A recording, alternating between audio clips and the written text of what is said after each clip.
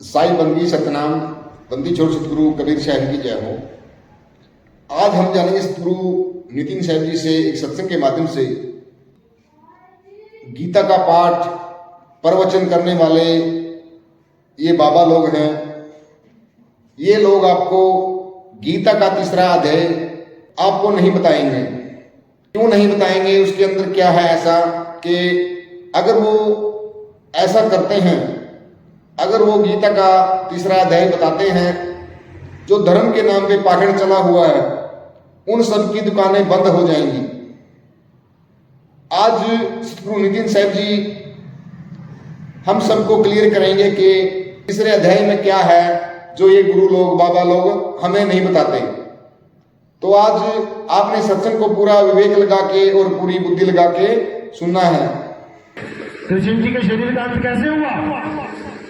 उनके पैर पे शिकारी ने तीर मारा, तो जिसको अस्त्र शस्त्र लग गया वो पूजनीय है, या जिसको अस्त्र शस्त्र काट नहीं सकता वो पूजनीय है। हमें तो यही समझ में नहीं आएगा, लेकिन जब मालिक की दया होती है, जब परमपिता परमात्मा की दया होती है, तब ये जीव सत्य असत्य का निर्णय कर पाता है। हे अर्जुन, जो लोग अपनी आत्मा में रमण करते हैं, जो अपनी आत्मा में तृप्त हैं, जो अपनी आत्मा में संतुष्ट हैं, उनके लिए कोई धर्म धार्मिक कर्म कर्तव्य लागू ही नहीं होता। अध्याय 3 17वां श्लोक, अध्याय 3 17वां श्लोक आपको कोई सुनाएगा नहीं, क्योंकि अगर ये श्लोक आपके समझ में आ जाए तो इस दुनिया में जितना भी असत्य है, जितने भी लोग असत्य की दुकान खोल के बैठे हैं, जितने भी लोग भगवान के नाम पे असत्य की पूजा करवा रहे हैं, इन सब की दुकानें हिल जाएंगी।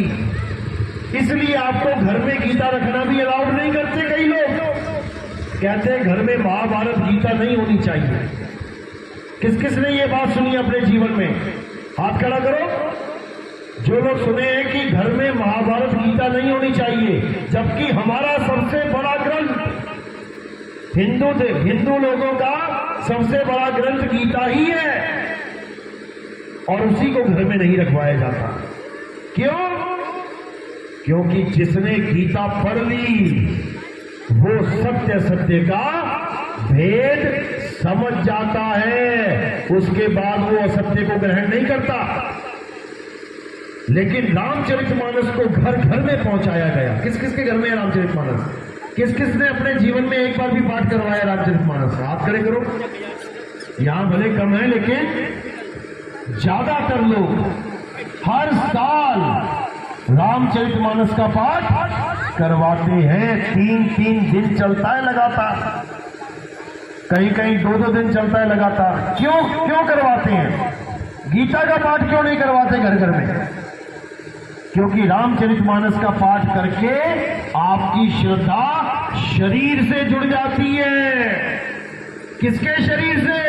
जी के शरीर से, सीता जी के शरीर से, हनुमान जी के शरीर से, लक्ष्मण जी के शरीर से, और आप उनका पूरा परिवार अपने घर में स्थापित कर लेते हो। राम जी, लक्ष्मण जी, जानकी जी और साथ में हनुमान जी बैठे हैं। पूरा परिवार आपने स्थापित कर लिया। कौन सा ग्रंथ पढ़ के? रामचरितमानस। लेकिन जब आप गीता पढ़ते हो तो आप हर प्रकार के शरीर को त्याग देते हो, क्योंकि गीता में आप स्पष्ट रूप से समझ जाते हो कि ये शरीर असत्य है। चाहे वो मेरा है, चाहे वो आपका, चाहे वो किसी देवी देवताओं का है, सबका शरीर पैदा होता है, सबका शरीर एक दिन नाश हो जाता है। गीता में शरीर की पूजा लिखी ही नहीं है।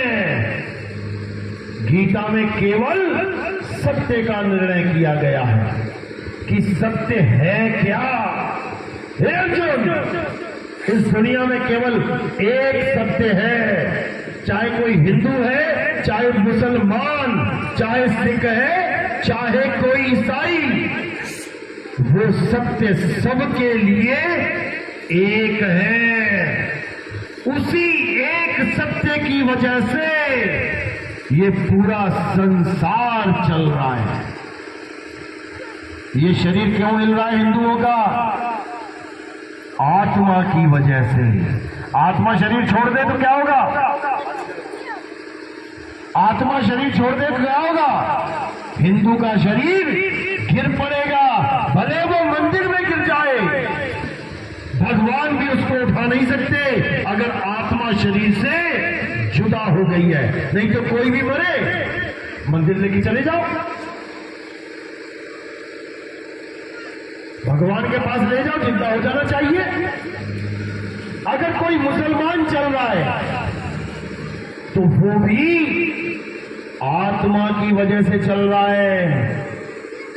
अगर उसकी आत्मा शरीर से अलग हो गई, भले वो मक्का मदीना में ही क्यों ना बैठा हो, वहां पे लाश क्यों ना पड़ी हो, नहीं हो सकता, चल नहीं सकता। भले कोई ईसाई है, भले कोई सिख है, अगर वो चल रहा है, खा रहा है, पी रहा है, उसी सत्य की वजह से, उसी आत्मा की वजह से। भले गुरुद्वारे में किसी का शरीर छूट जाए, भले गुरु ग्रंथ साहब बिल्कुल सामने है, लेकिन वो चल नहीं सकता, वो शरीर मिट्टी हो जाएगा, क्योंकि सत्य उसके साथ अब नहीं जुड़ा हुआ है।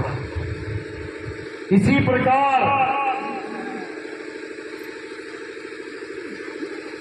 इस दुनिया में जितने भी लोग हैं, भले वो किसी भी धर्म के हो, किसी भी जात के हो, किसी भी पंथ के हो, वो उस आत्मा के द्वारा ही चल रहे हैं। उस आत्मा के द्वारा ही ये जीवन मिला हुआ है।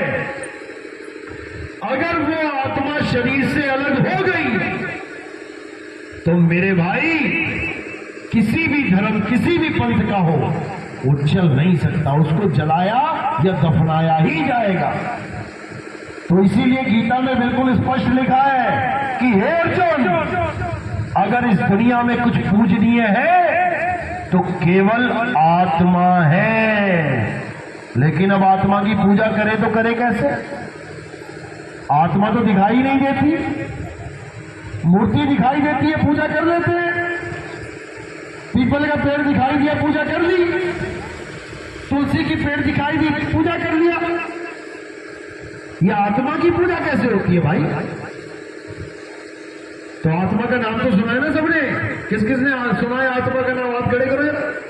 सबने सुना है, बहुत अच्छी बात है, बहुत अच्छी बात है। सुना सबने है, लेकिन जानता कोई नहीं। सब अपनी अपनी आत्मा लेके आए हो ना यहाँ पे। किसी की आत्मा घर पे नहीं छूट गई, किसी बक्से में, किसी संदूक में, सब लेके आए हो। चलो बताओ फिर आत्मा कैसी होती है? आत्मा होती कैसी है? तुम मोबाइल लेके आए हो साथ में, तुम घड़ी लेके आए हो, तुम कपड़े लेके आए हो, बिंदी, लिपस्टिक, पाउडर लगा के आए हो, कान में कांटे पहन के आए हो। तुम्हें हर चीज के बारे में पता है कौन चीज कैसी होती है, लेकिन आत्मा भी आई है तुम्हारे साथ। तुम आत्मा बताओ कैसी होती है? लंबी है, छोटी है, नाटी है, मोटी है, पतली है, गोरी है, काली है, गोल है, चौकोर है, काली है, गोरी है, ठंडी है, गर्म है, कैसी है ये आत्मा? किसी को नहीं पता। यही कबीर साहब समझा रहे हैं कि कबीर आत्मज्ञान का पड़ा नगर में शोर। अभी पूछा था किस किसने आत्मा का नाम सुना है? सबने खड़ा कर दिया। शोर मचा हुआ है पूरा, पूरे नगर में शोर है। तुम किसी से भी पूछ लो, हिंदू से पूछ लो, मुसलमान से पूछ लो, सिख से पूछ लो, ईसाई से पूछ लो कि भैया आत्मा पता है तुम्हें? आत्मा क्या है? हाँ हाँ मुझे पता है आत्मा होती है। होती कैसी है? सर ये नहीं पता है भाई। तो यही कबीर साहब समझा रहे हैं। कबीर आत्मज्ञान का अरे पड़ा नगर में शोर, और पूछो कैसी आत्मा, तो देते दांत निपोर। हंस के दिखा देंगे लोग, अरे भाई ये कैसा सवाल पूछ लिया? आत्मा कैसे जान सकते हैं? बिल्कुल जान सकते हैं। हे अर्जुन, इस दुनिया में दो प्रकार के तत्व हैं, एक असत्य और एक सत्य। असत्य तो ये नाशवान शरीर है, ये नाशवान जगत है। सत्य केवल आत्मा है। और इस सत्य को प्राप्त करने के लिए तुम ऐसे गुरु की शरण में जाओ जिसने आत्म तत्व को जान लिया है, जो समझता है कि आत्मा क्या है, जो जानता है कि आत्मा क्या है। जिसने इस आत्मा को जान लिया है वही तुम्हें आत्मा का ज्ञान करा सकता है। जिसने अपनी आत्मा को नहीं जाना वो तुम्हें भी तुम्हारी आत्मा का ज्ञान नहीं करवा सकता। अध्याय 4 34वां श्लोक अच्छी तरह पढ़ो, यही समझाता है। एक बार आत्मा का ज्ञान हो जाने पर ये जीव कभी असत्य की पूजा नहीं करता, ये कभी मंदिर नहीं जाता, ये कभी मस्जिद नहीं जाता, ये कभी गुरुद्वारे कभी चर्च नहीं जाता, ये कभी पीपल नहीं पूजता, ये कभी नमाज नहीं पढ़ता। ये हर प्रकार के कर्म कांड से न्यारा हो जाता है। हे अर्जुन, जो अपनी आत्मा में संतुष्ट हो जाते हैं, जो अपनी आत्मा में तृप्त हो जाते हैं, जो अपनी आत्मा में लीन हो जाते हैं, वो कभी किसी अन्य जीव पर, किसी अन्य वस्तु पर नहीं रह जाते। उनको सारी उम्र कभी किसी मंदिर में ना भी जाना पड़े, उनको तब भी परमात्मा मिल गया। वो कभी नमाज ना पढ़े, उसको तब भी अल्लाह मिल गया। वो कभी गुरुद्वारे ना जाए, उसे तब भी वाहेगुरु मिल गया। और जो कभी चर्च ना जाए, तब भी उसे गॉड मिल गया। ये आत्मा ऐसी चीज है। लेकिन आत्मा का ज्ञान ना होने के कारण ये जगत के गुरुआ लोग जीवों को भरमा देते हैं। भगवान के नाम पे भरमा देते हैं कि राम चाहिए, राम राम करना पड़ेगा। कृष्ण जी चाहिए, हरे कृष्ण राधे राधे करना पड़ेगा। अल्लाह चाहिए, अल्लाहू अल्लाहू करना पड़ेगा। अरे मुझे पानी चाहिए, मुझे भोजन चाहिए, मुझे सोना चाहिए, मुझे हीरा चाहिए, क्या करना पड़ेगा? मुझे पानी चाहिए तो क्या मुझे पानी पानी जपना पड़ेगा? कि मैं जपूंगा पानी पानी पानी पानी पानी पानी? अरे पानी पानी करता प्यासा ही मर जाऊंगा। पानी पानी करने से किसी की प्यास नहीं बुझने वाली। ऐसे ही राम राम करने से किसी को राम मिलने वाला नहीं। बाबा नानक की वाणी क्या कहती है? राम राम करता सब जग फिरे, राम न पाया जाए। ये राम ऐसे नहीं मिलेगा भाई, इतना सस्ता नहीं है राम कि राम चाहिए तो राम राम जप लिया, कृष्ण चाहिए तो राधे राधे जप लिया। इतना सस्ता समझ लिया क्या तुमने? इतना सस्ता नहीं है। ये तब मिलता है जब तुम्हें कोई आत्म ज्ञान का भेद बताने वाला मिलता है। क्योंकि असली राम किसी मंदिर में नहीं है, वरना चोर जाता है मंदिर का गल्ला उठा के ले आता है। क्यों धनुष बाण नहीं चलाते राम? भोले शंकर का मंदिर सोमनाथ कितनी बार लूटा गया पता है? 17 बार लूट लिया गया। क्यों लूट लिया गया? भोले शंकर ने एक बार भी त्रिशूल ना मारा वहां पे किसी के, एक भी सांप पीछे ना छोड़ा किसी के, क्योंकि भोले शंकर वहां पर है ही नहीं। अरे तुम्हारे घर खुला हो, तुम सामने बैठे, किसी की हिम्मत नहीं कि तुम्हारे घर में जाके तुम्हारा टीवी एलसीडी उठा के बाहर ले आए। तुम वहीं से लाठी उठा के मारोगे सिर में, ओए भाई यहां से चोर कहीं का। एक आदमी का घर सेफ है, आदमी घर पे ना हो तुम कुत्ता रख लो, कुत्ता भी तुम्हारे घर की रक्षा कर लेगा। लेकिन सोमनाथ का मंदिर 17 बार लूट लिया गया भाई, भगवान का घर लूट लिया गया। और केवल सोमनाथ का मंदिर नहीं, हमारे भारत देश को सोने की चिड़िया कहा जाता था। क्यों? यहां क्या सोने की चिड़िया उड़ती थी? सोने की चिड़िया इसलिए कहा जाता था क्योंकि गांव गांव में मंदिर थे, सोने ही सोने जड़े पड़े थे वहां पे। जो लोग दार्शनिक घूमने आते थे, जैसे तुम कहीं चले जाओ वीजा लेके घूमने, और तुम देखो वहां जाके कि अरे बाप रे बाप, यहां तो गली गली में सोना पड़ा हुआ है और कोई उठाने वाला नहीं है, तो तुम क्या करोगे? तुम जाओगे अपना घर वापस, अब तिगड़मबाजी लगाओगे, दिमाग लगाओगे, भाई ये सोना वहां गली गली में पड़ा है, इसको यहां तक कैसे लेके आया जाए। उसके बाद क्या होगा? उसके बाद आ जाएंगे लुटेरे लूटने, हाथी के हाथी ऊंट के ऊंट लेके आक्रमण करके सारे मंदिर लूट के ले जाएंगे, ले जाएंगे। क्यों? हमारी मूर्खता के कारण। हम हैं दुनिया के सबसे बड़े बेवकूफ इंसान जो अपने आप को परम ज्ञानी मानते हैं। अपनी सोने की चैन होती है तो अलमारी में रखते हैं, अपनी सोने की घड़ी होती है तो तिजोरी में रखते हैं, और भगवान की मूर्ति 20-20, 50-50 किलो की सोने की मूर्ति हमने मंदिर में शरेआम छोड़ दी, तो लुटेरे तो आएंगे ही। और भगवान ने कब कहा था कि मैं सोने का हूं, मुझे सोने का बनाओ? पत्थरों के भगवान बनाए गए शुरू में, तब भी अच्छा था।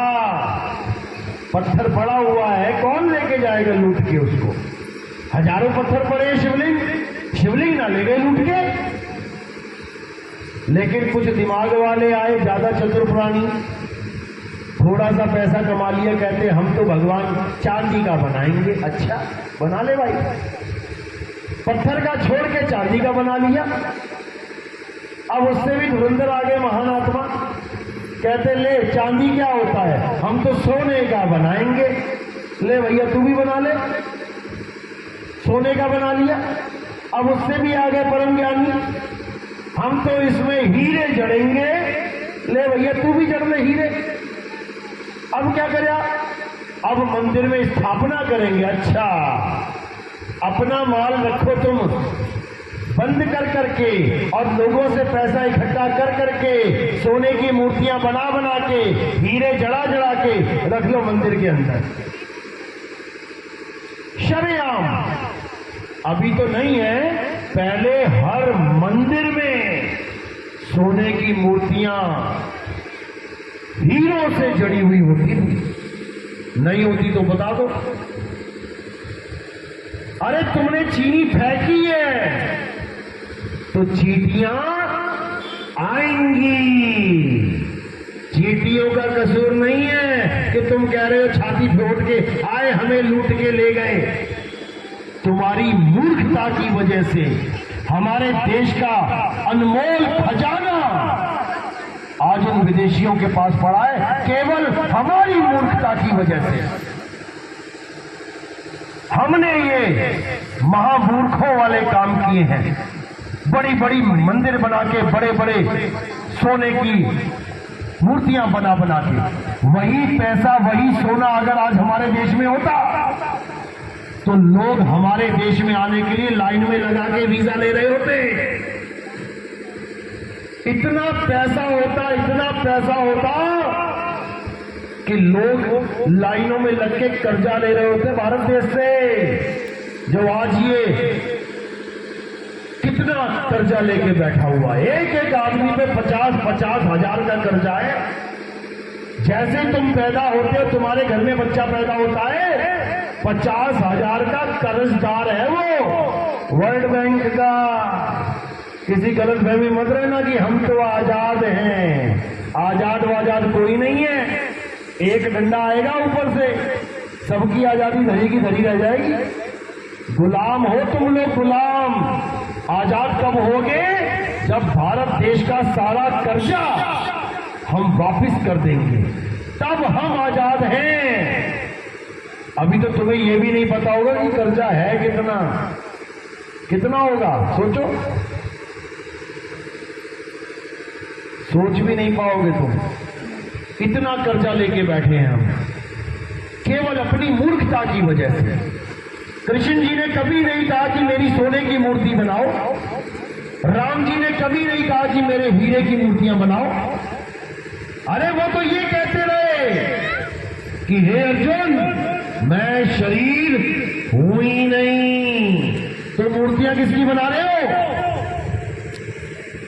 हे अर्जुन, मैं अजन्मा हूं, नित्य हूं, शाश्वत हूं, मैं आत्मदेव हूं। बनाओ मूर्ति जरा आत्मदेव की, बनाओ मूर्ति आत्मा की, सोने की बनाओ, चांदी की बनाओ, धातु की बनाओ, किसी की बनाओ, बना के दिखाओ। यही मूर्खता है हमारी कि हम सत्य को असत्य को जानते ही नहीं, जबकि हमारी गीता में हर चीज लिखी गई है, लेकिन तुम तक गीता कभी पहुंचने ही नहीं दी इन लोगों ने। आज हमें मुसलमान बड़े कट्टर लगते हैं। अरे मुसलमान तो बड़े कट्टर होते हैं। अच्छा, क्यों होते हैं? क्योंकि उनका बच्चा बचपन से ही अपना धार्मिक ग्रंथ पढ़ता है, कुरान पढ़ाई जाती है उनको बचपन से ही। और तुम्हारी तरह नहीं झोला पीठ पे लाद के लेके जाते हो गधे की तरह। गधा लादता है पीठ पे बोझा। कभी मुसलमान बच्चे को लेके जाते देखना, कुरान कहां रखता है पता है? कहां रख के लेके जाएगा? देखा ही होगा गांव में। कहां रखता है? यहां रखता है। कुरान को अपने दिल के पास लगा के लेके जाता है, लेके आता है। तो कट्टर होगा कि नहीं होगा? तुम्हें तो यह भी नहीं पता कि गीता के अध्याय कितने हैं, उन अध्यायों में श्लोक कितने हैं, उन अध्यायों में आत्मा के बारे में क्या बताया गया है, कुछ भी नहीं पता। और कहते हो हमें गर्व है, हम हिंदू हैं। बताओ, तुम्हें एबीसीडी नहीं पता गीता की? तुम मूर्तियां पूज रहे हो, मूर्तियों का खंडन है गीता में, देवी देवताओं का खंडन है गीता में। तुम्हें तो इतना भी नहीं पता, और तुम देवी देवताओं की पूजा करके सोच रहे हो हम बहुत बड़ा महान काम कर रहे हैं। अध्याय 7 पढ़ो। हे अर्जुन, जिनकी अकल छोटी होती है वो देवी देवताओं की पूजा करते हैं। कृष्ण जी ने पहाड़ उठाया था, कृष्ण जी ने पहाड़ उठाया, कृष्ण जी ने पहाड़ उठाया था। क्यों उठाया था? कारण क्या था? हनुमान जी ने पहाड़ उठाया, कारण क्या था? संजीवनी बूटी लेके आनी थी, इसलिए पहाड़ उठा के लेके आए। सबको पता है क्यों? रामचरितमानस रोज पढ़ते हो, रामायण रोज देखते हो, राम जी के बारे में रामलीला हर साल करते हो। कृष्ण जी ने पहाड़ क्यों उठाया? 100 में से 2 लोगों को पता होगा केवल। किस किस को पता? हाथ खड़े करो। हमारे भगत को छोड़ के, हमारे भगत हाथ डाउन करो। हाँ देखो आगे ना, हमारे भक्तों ने तो उठा दिया एकदम। जो हमारा भगत नहीं है उसमें से किसको पता? हाथ खड़ा करो। और तुम कहते हो तुम हिंदू हो, बड़े अच्छे हिंदू हो तुम। कृष्ण जी की फोटो पूछते हो जो पहाड़ को लेके खड़ा है, लेकिन यही नहीं जानते खड़ा क्यों है। काहे के हिंदू हो तुम? समझ लो क्यों खड़े हैं। कृष्ण जी ने द्वापर युग में सब लोगों को यह बोल दिया था कि आज के बाद कोई भी देवी देवताओं की पूजा नहीं करेगा, नहीं करेगा। अच्छा काम किया या बुरा किया? अच्छा किया। चलो फिर कल से तुम भी मत करना।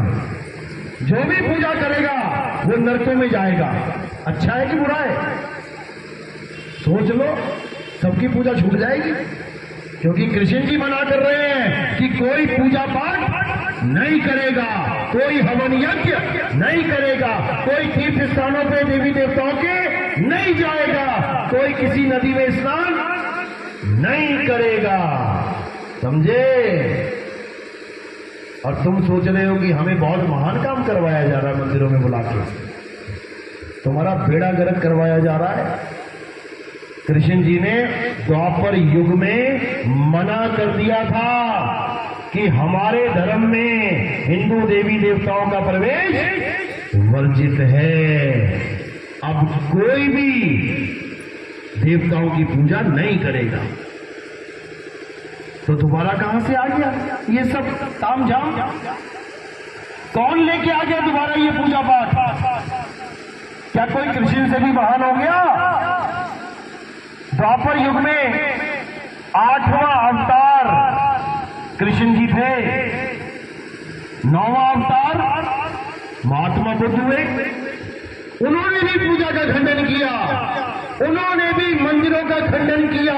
आज महात्मा बुद्ध वाला कोई भी हिंदू देवी देवताओं की पूजा नहीं करता, जबकि 9वां अवतार महात्मा बुद्ध हैं। सोचो, 8वें अवतार में सबको मना कर दिया गया और 9वें अवतार में जो बच्चे कुचे थे उनका भी खंडन करवा दिया।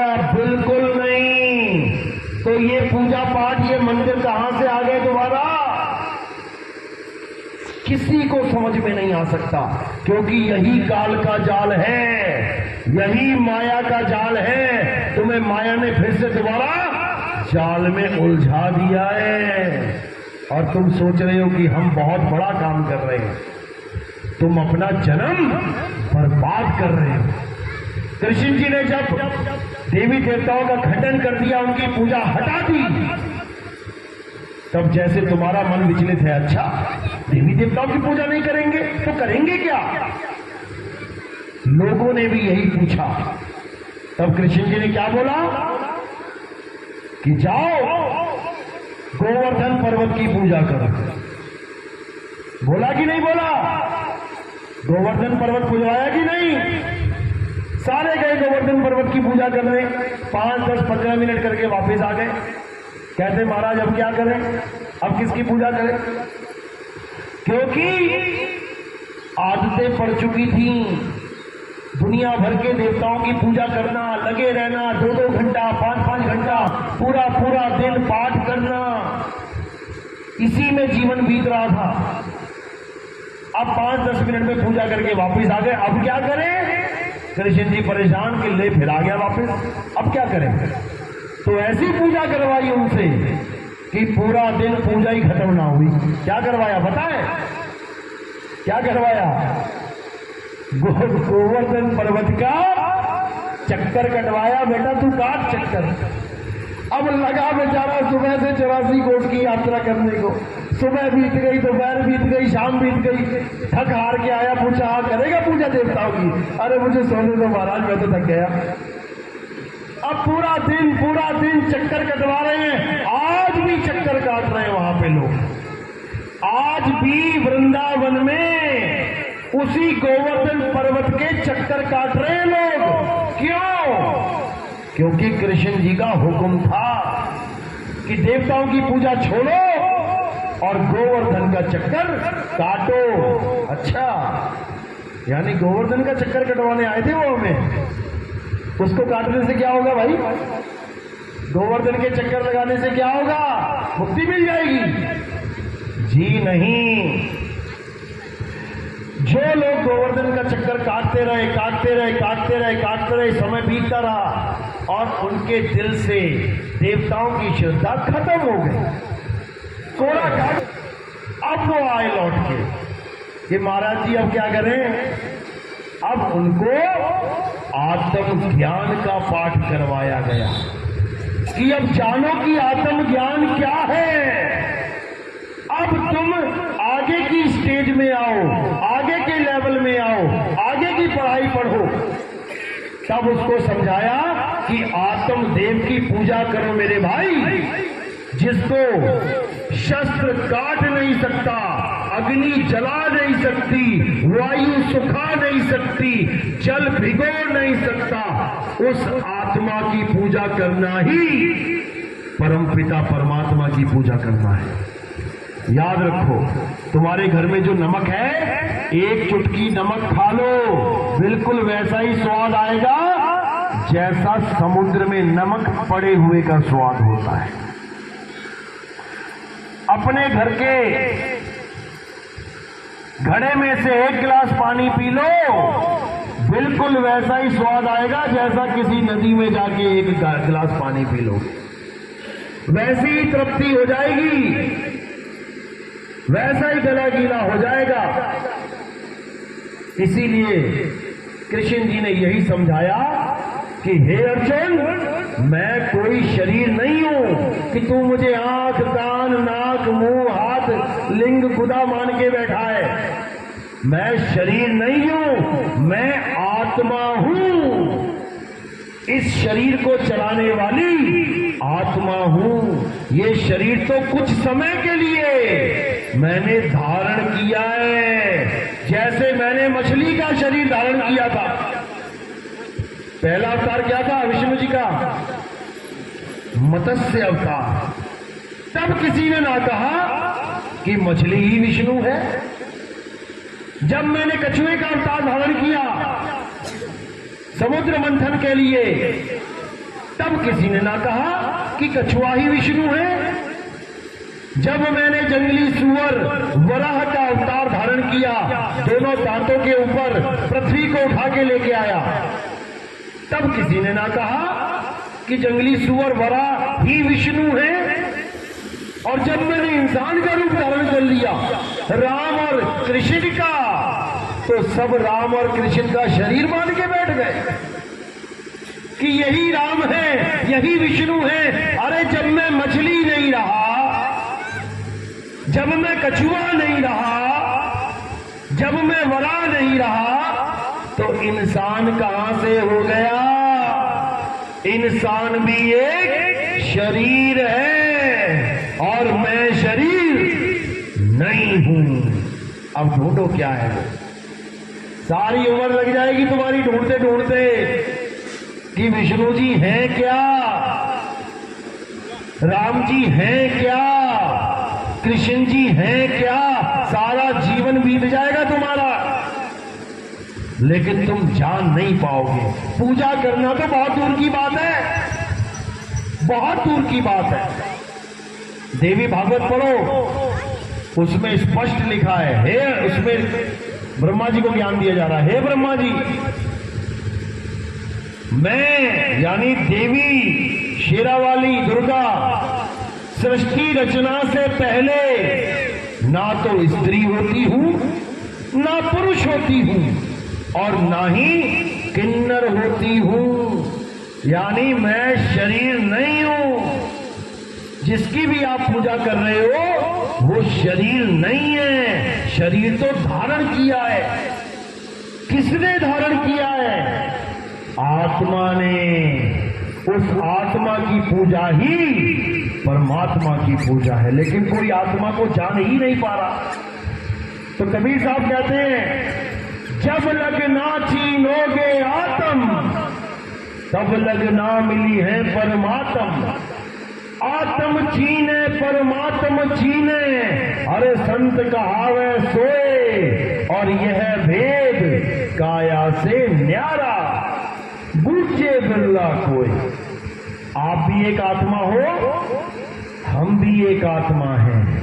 आप ही शरीर नहीं हो, हम भी शरीर नहीं है। शरीर तो इस आत्मा ने धारण किया हुआ है। एक दिन तुम भी ये शरीर छोड़ दोगे, एक दिन हम भी ये शरीर छोड़ देंगे। शरीर छोड़ने के बाद भी हमारी मृत्यु नहीं होगी। यही अटल सत्य है। तभी तो कार के पीछे लिखवाते हो कि मेरे पिताजी का स्वर्गवास हो गया। स्वर्गवास हो गया मतलब पिताजी मर गए? बिल्कुल नहीं। स्वर्गवास का मतलब होता है स्वर्ग में वास करना। जैसे अभी तुम्हारा आवास कहां है? बेलडुगा में। कल को तुम दिल्ली चले गए, अब तुम्हारा आवास कहां है? दिल्ली में। अब बेलडुगा वाले कहें कि भैया वो बंदा तो मर गया। क्यों? वो देखो दरवाजे में ताला लगा है, कोई आवाज ही नहीं आती, मर गया वो। अरे मर नहीं गया, वो दिल्ली चला गया। केवल ताला लग गया, आवाज नहीं आ रही मकान में, वो थोड़ी नहीं मकान है। इसी प्रकार ये है वो मकान जिसमें पिताजी रहते थे तो बातें होती थी।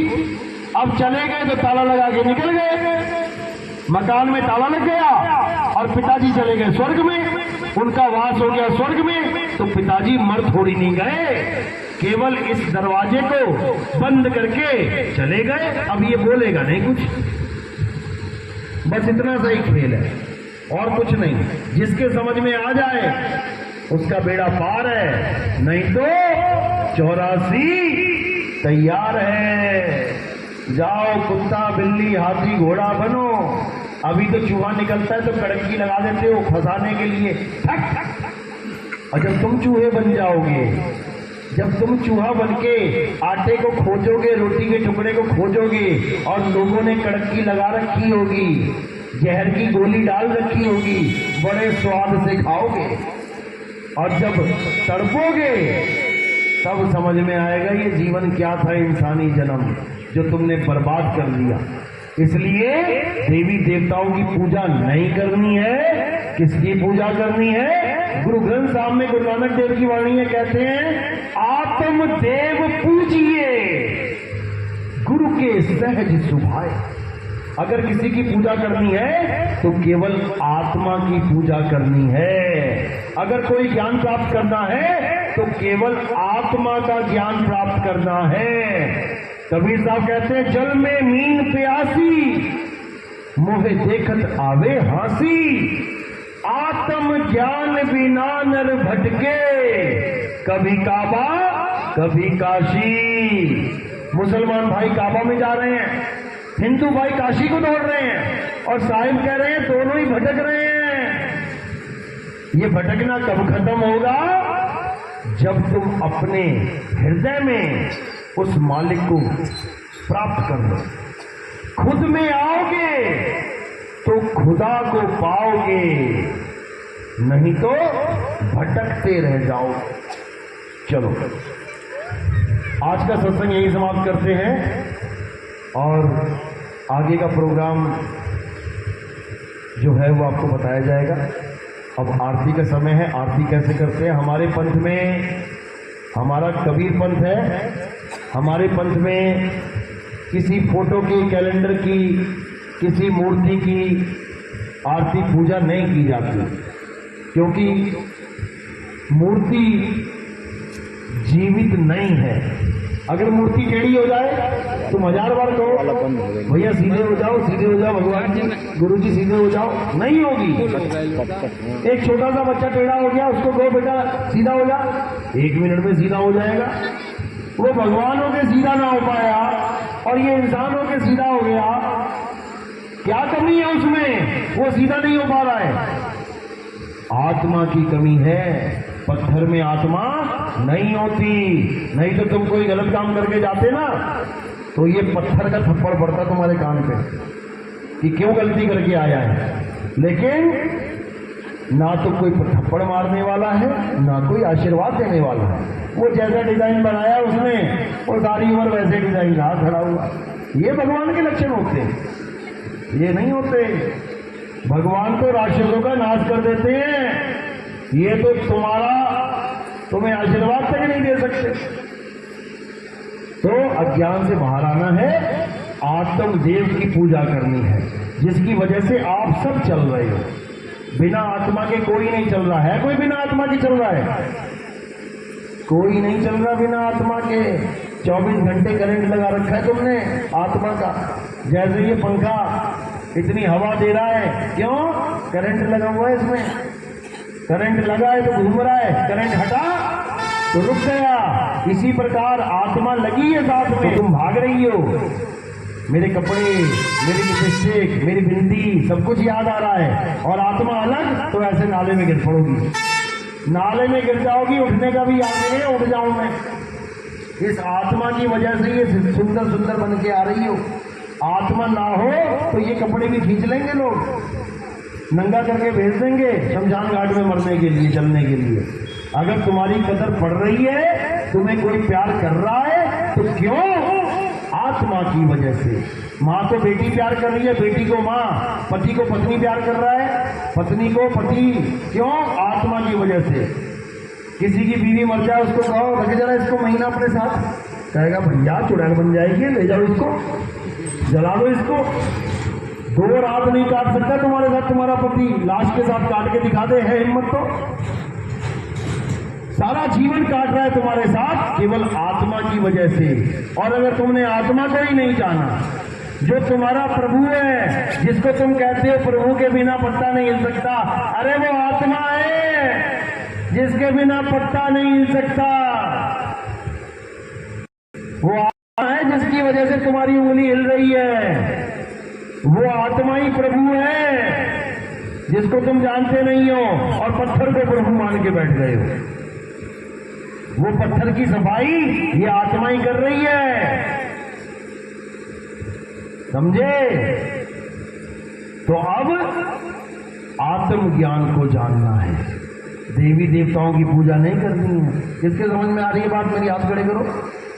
हाँ, अभी आ गया ना रामनवमी, अभी सब लाइन में खड़े हो जाएंगे। अभी आ गया ना गणेश चतुर्थी, अभी सब आ जाएंगे। हम करेंगे विसर्जन, हम करेंगे। ये माया ने ऐसा जाल बुन रखा है तुम्हें प्रभु से दूर करने के लिए, कहीं तुम्हारी मुक्ति ना हो जाए, इसलिए ऐसा भटका रखा है तुम्हें कि तुम्हारी हालत खराब हो जाएगी। देवी देवताओं पूछते हो, देवी देवताओं का राजा पता है कौन है? कौन है? इंद्र। इंद्र है ना देवी देवताओं का राजा। क्या करने गया था गौतम ऋषि के घर में?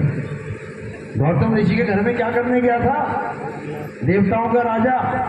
ये हाल है देवताओं के राजा का। और तुम सोच रहे हो हमारा स्वर्गवास हो जाए, पिताजी का स्वर्गवास हो जाए। अगर तुम चली गई इंद्र के यहाँ और कोई भक्ति करने बैठ गया ना कहीं खेत वेत में, तुम्हें भेज देगा, जाओ उसकी भक्ति भंग करके आ, कैसे भी आ। यहाँ तुम सती सावित्री बनी हुई हो, एक पति वाली, पता नहीं किस किस की पत्नी बना देगा वो। देखा कि नहीं देखा? टीवी में कोई भक्ति करने बैठता है तो इंद्र का सिंहासन डोलने लग जाता है। वो क्या करता है फिर? मेनिका को भेजेगा, नाचेगी जाके वहां पे। ये काम देवताओं के हैं क्या? कोई भक्ति कर रहा है, करने दो उसको भाई। तुम्हारे खेत में कोई भक्ति कर रहा हो, बाबा बैठा हो, तो तुम क्या करोगे? उसके कान में लकड़ी डालोगे जाके क्या कि उसकी भक्ति भंग कर दूं? तो देवताओं का राजा ये काम कर रहा है, और वो भी इतना नीच काम की नंगी औरतों को भेज रहा है उसके सामने। अच्छा काम है कि बुरा काम है? अरे अच्छा काम है कि बुरा काम है? तो फिर पूजनीय है क्या ये लोग? तो फिर किसकी पूजा कर रहे हो? तुम्हें तो यही नहीं पता कि पूजा करनी किसकी है। अंधी गधी, अंधी भेड़ जहां मुंह घूम गया वहीं पहुंच गई। भेड़ चाल में फंस गए हम लोग। पूजनीय केवल एक है और वो है आत्मदेव, जिसको कोई काट नहीं सकता, मार नहीं सकता, जिसको कोई जला नहीं सकता। सारी दुनिया के लोग खड़े हो जाओ, अपने अपने भगवान को याद करो, भक्ति करो और वरदान मांगो, हे भगवान आत्मा मर जाए। तो मर जाएगी क्या? सारे मुसलमान एक जगह खड़े हो जाओ, सारे हिंदू एक जगह खड़े हो जाओ, सारे ईसाई, सारे अपने अपने भगवान से वरदान मांगो कि आत्मा मर जाए। तब भी ना मरेगी, क्योंकि आत्मा का ना तो कभी जन्म होता है ना ही कभी मृत्यु होती है। वो है असली भगवान, असली परमात्मा। ये नहीं है जो गौतम ऋषि के यहाँ जा रहे हैं, धक्के खा रहे हैं, फिर शराब खा खा के वापिस आ रहे हैं। समझे? चलो, तो अब आरती होगी। आरती में क्या होता है? हमारे यहाँ आत्मदेव की आरती होती है। आपने थोड़े से फूल मेरे सिर पे रखने हैं, आके सिर पे के पैर के अंगूठे से लेके सिर तक। ये शरीर है। हमने फूल कहाँ समर्पित किए? शरीरों से परे, यानी ये फूल आत्मा को समर्पित हो जाते हैं। तो एक एक करके आना है, फूल सिर पे रखने हैं, थाली सामने होगी, दिया जला होगा, केवल थाली को हाथ लगा के नमस्कार कर देना है। कोई प्रचार में योगदान करना चाहेगा, सेवा करना चाहेगा, वो केवल पैरों में रखनी है। कोई गोद में ना रखे, कोई थाली में ना रखे, केवल पैरों में। कहते हैं संतों के चरणों में माया का स्थान होता है। तो अब आरती होगी, भैया आरती लगा लेना, जय जय सत्य कबीर। तो आज का सत्संग ये समाप्त करते हैं, आरती होगी। बोलिए परमपिता परमात्मा की, सतगुरु बंदी छोड़ कबीर साहिब की, सभी संतों की, सभी भक्तों की, आज के आनंद की, सकल हंस को बंदगी साहिब बंदगी।